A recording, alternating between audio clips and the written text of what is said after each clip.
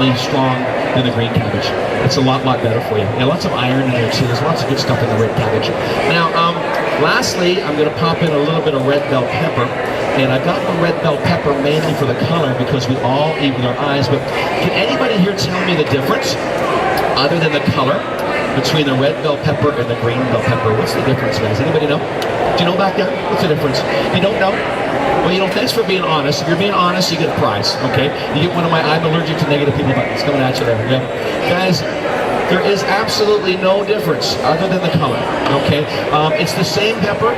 3 weeks on the vine is the only difference. Because it's 3 weeks older, guys, it's got 4 times more nutritional value in it. It costs about twice as much money, too.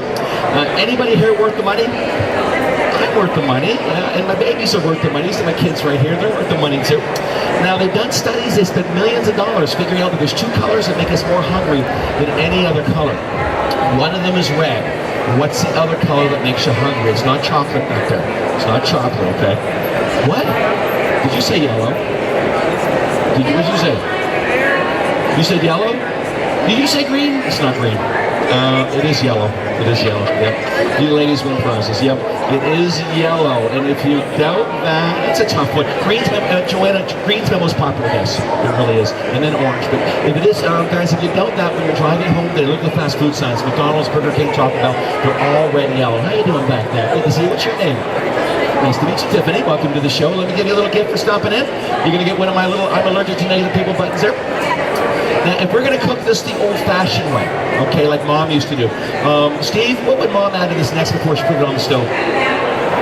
Water. These ladies know how to cook. Now, I saw my dear old mom do this a million times growing up. She'd take the water, she'd drown the vegetables up. And then she'd pop it onto the stove and she'd turn it up to what? Crank it right up to what?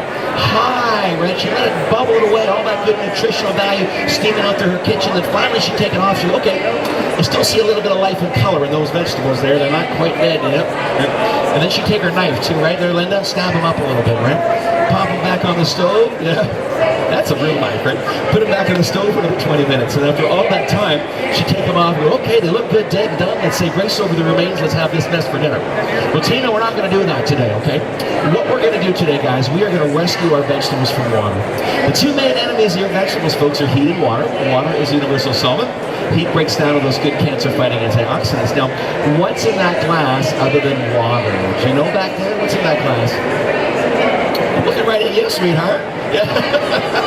Do you know what's in that glass? The nutrients. This man wins a prize. He's going to get one of my I'm allergic to negative people buttons.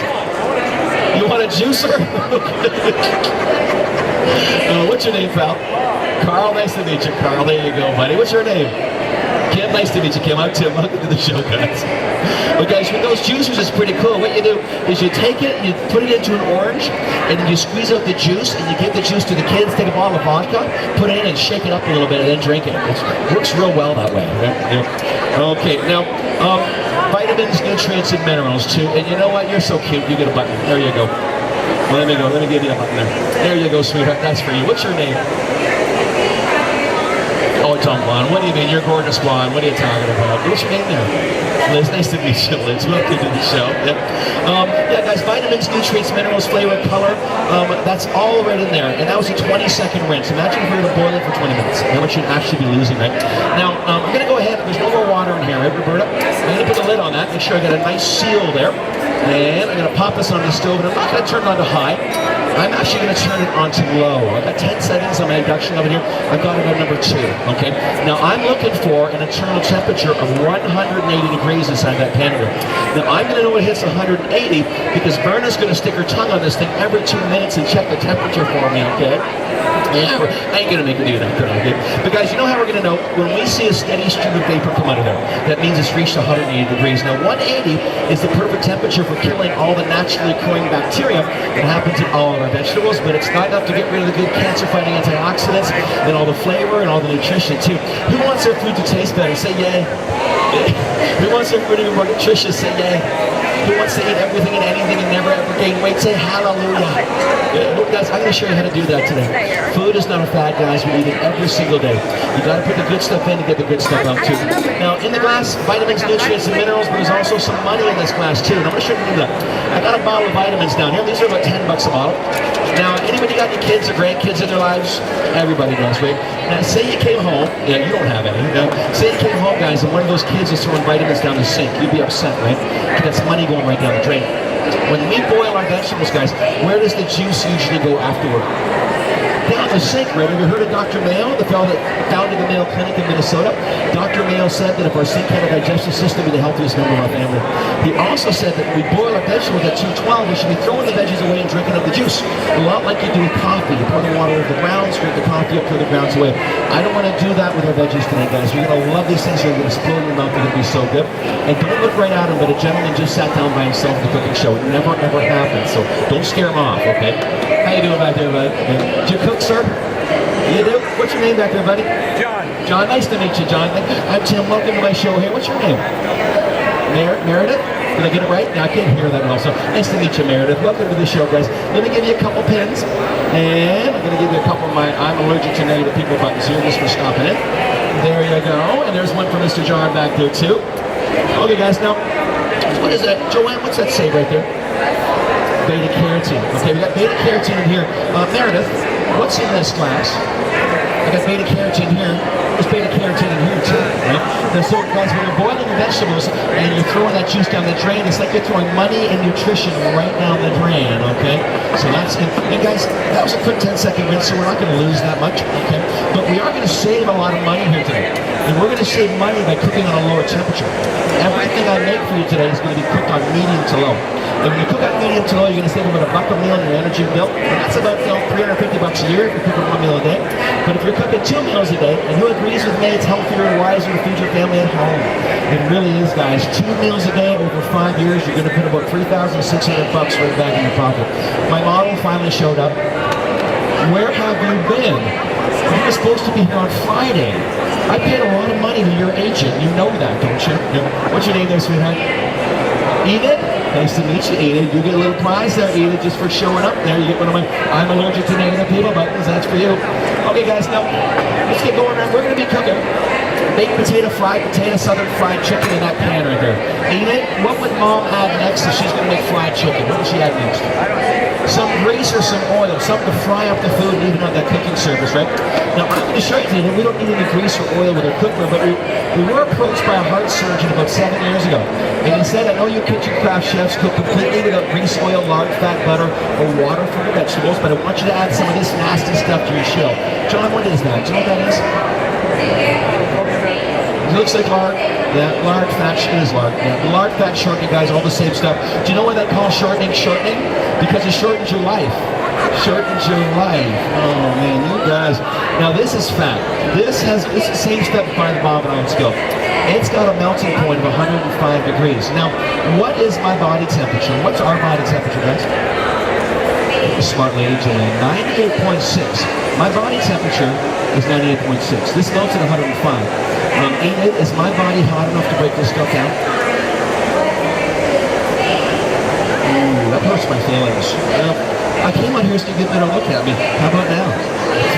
Never trust this. I can sit on your lap if you're on it. Believe me, guys. Brad Pitt with the Raging Fever couldn't melt this stuff, okay? But usually what happens, this goes into a pan. It could be butter too, okay? It liquefies. We cook our food in it. We eat the food goes into our bodies and all this stuff. Now, our bodies are not hot enough to break this stuff down. So what do you think happens to us when this stuff goes inside us? Where does it live? Where does it hang out?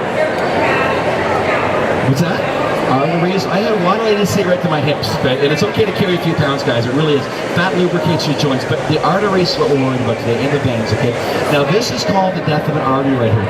Now, we're all born with beautiful, clean arteries like this one right here, and then over time, we have burgers, fries, and pizza, or McDonald's, Burger King, Taco Bell. Take a look at that second circle right there. How old is the average American when he or she's arteries reach this point? John, give me a number back there. 25. 25 from John? What do you think, Darren? Is it Bell? What's your name again? Verna. That's a tough one, Verna. 40. Oh, just don't call you late for dinner, right? Verna, Linda, what do you think? 30. Okay, Joanne. What about Joanna? This one right here. 25, 30, Steve? About the same? What do you think, Joanna? 25. What's your name back there, sir? You have no idea at all? What's your name, buddy? You know what? You're a healthy guy. The average American, guys, you know what? It's 11 years old. An average American. And I got two nasty words for you. It's called fast food. There's over 2 tablespoons of this stuff in every single order of McDonald's French fries. So the whole idea behind what we're doing here, guys, is we're going to turn that around and clean those arteries out. And who would like to live longer and be healthier while you're doing it? We all would, right? So let's get cooking here. I'm going to cook you a real nice meal, really delicious and really fast too. Now, is Steve pretty good with tools? Okay, say he wasn't home, but I came over. He's out of town. The plumber's out of town. I came over. I took a bunch of this fat dough after we had a nice lunch, and I clogged up your drain. It's going to be about $300 to get that plumber out, right? Now, guys, what's it going to cost to get the heart surgeon out to clean up these pipes if you make it to the hospital in time? Any new quad bypasses today? $200,000 to $400,000. So let's get cooking and clean those arteries out. And you see, we got some vapor happening here, folks. That means we've reached that magic temperature of 180 degrees. We're cooking the veggies. We're not killing them, okay? Now, all the antioxidants and all the enzymes are still alive and well. Now, you see me able to spin that freely? Now, there's a vapor seal that's formed right here. Now, when I take this off here, that vapor is going to dissipate. And that little pan is going to lock up solid like a little miniature Dutch oven. And that's what the pan's designed to do. And everybody always asks me, what's the difference between your cookware and every other pot and pan in the world? Well, you can go to Williams, Sonoma, Masons, or even Walmart. If you buy a pot from one of these stores, folks, they all do essentially the same thing. They cook from the bottom up. This is greaseless and waterless cookware, and it cooks under a thermal core process, which means these veggies are still cooking from the bottom up, the top down, to the sides, and they're all overcooked. Now, they're not done yet. They've been on the stove for about 5 minutes, okay? They need another few minutes to cook, but I'm not going to put them back in the stove. What I am going to do, though, I'm going to walk way down here and eat it in Tina's neck of the woods, and I'm going to place them on top of this pan. Now, the 7 layers of metal, guys, inside that pot are going to continue to cook those vegetables for us. Now, if you turn your oven off halfway through the cooking process of every single meal, what's that going to save you a whole bunch of?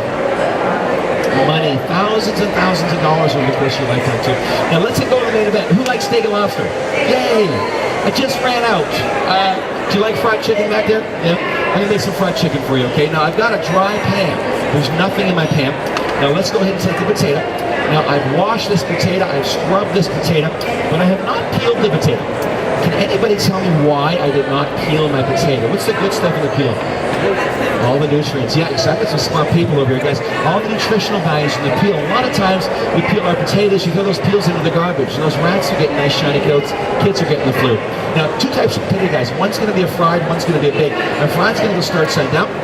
The bait's going to go start side up. Now, one of the cool things about the cookware, folks, it's actually voice activated. So in order to make it cook, you got to scream out cook really, really loud. Are you ready? 1, 2, 3. That was terrible. It's really, really bad. But you know what? It's working now. It's working. Now, I've got my chicken here. Now, my chicken is still frozen, about 60% frozen, and that's not a big deal. And I do it from frozen all the time, okay? But what is a big deal is that I have removed the skin from my chicken.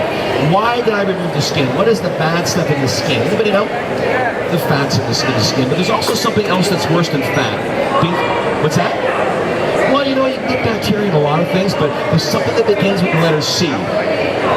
Wow, I am impressed. Cholesterol. You get a prize for that. You get one of my mini juicers. I get some from. Yep. Now, guys, cholesterol. That's the stuff that's going to take you a lot faster. That's where you're going to worry about those heart attacks. Yep. You haven't got anything yet? You haven't got anything yet? You get one of those. There you go, sweetheart. Now, guys, I'm going to go ahead. I got my chicken and potatoes cooking over there. I got my chicken and potatoes cooking here. I got my veggies cooking there to throw in energy. I'm going to do a big stir fry for you that's going to turn into a salad. How long would it normally take to make a big 4-course meal like this at home if you're baking a potato in the oven? Do you know back there? Yeah, I had one lady say 2 days. 1 day to get in the mood. Okay, guys, I'm not going to keep you here that long. But I would like to let's give Joanna a big round of applause right here. She has no idea why. I'm going to make her my chef for today. Joanna, I have got 12 minutes on my digital clock right now. Okay, now when this goes off in 12 minutes, Joanna's going to tell me, and we're going to turn that chicken on her command, okay? I don't hear that well. That's the problem. I need some help with this. Now, if it goes off and Joanna doesn't tell me and we burn the chicken, who are we going to blame, John? No, we're going to play Steve. We're playing Steve. Steve gets the blame for everything. Yeah. Okay, guys, give her a round of applause. She's kind of volunteered over the job. And we're now counting down. There you go. There, you're in charge. Now, guys, let me go ahead and get that stir fry going right now. I'm going to get my kitchen cutter back out here center stage. Flip that switch, 600 pounds of suction. Bring the bowl back up. Go ahead and cut up one more carrot here fast. But guys, like I said earlier, when you're cutting up your veggies, cut them up nice and fine. You find you cut them up when those antioxidants are released, they're going to be sweeter and a lot easier to digest because all that good nutritional value is going to be right at the surface there. Now, we're making a stir fry, so remember we added a little bit of zucchini, maybe some yellow squash here as well too. What is the hardest part about making a stir fry? Anybody know? Cut the vegetables up. I was going to say drive into the Chinese food restaurant. We'll go with that cutting thing, okay? I'll go ahead and pop this in here. Now I love you. I'll keep you around for the rest of the day, okay? Now I make fat-free potato chips in this particular cup. What I do is take a nice big sweet potato. I just put on the board today. Take a nice big sweet potato. I do, that's okay, leave it there. Nice big sweet potato, cut them into big chips, put them on a cookie sheet, a little bit of olive oil, a little bit of sea salt. You pop them in the oven for about 10 minutes at 400 degrees, and you've got all the fat-free potato chips you can eat. My kids love them, and they don't know that they're fat-free. Now, anybody here like fresh coleslaw? Any fresh coleslaw fans? Yeah? Does anybody here make their own coleslaw? No, you don't do your own coleslaw? Some people do? Yeah, you chop it up by hand? That's a lot of work. Let me show you some coleslaw here real fast, okay? Now, I know we buy it by the head, but what does a pound of cabbage cost these days? Anyone know what a pound of cabbage costs these days?